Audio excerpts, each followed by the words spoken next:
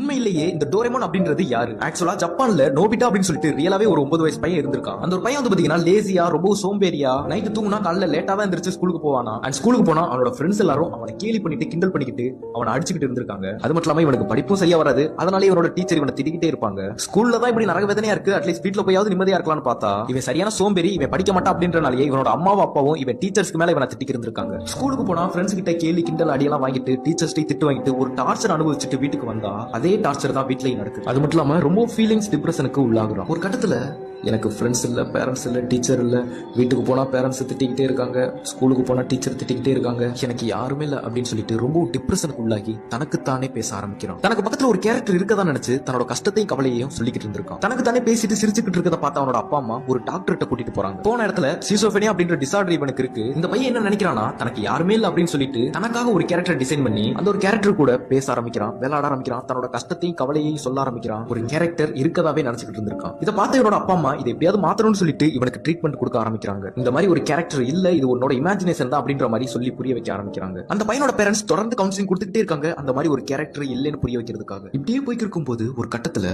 ரொம்ப டிப்ரெஷன் ஆகி சூசைட் பண்ணிக்கிறான்.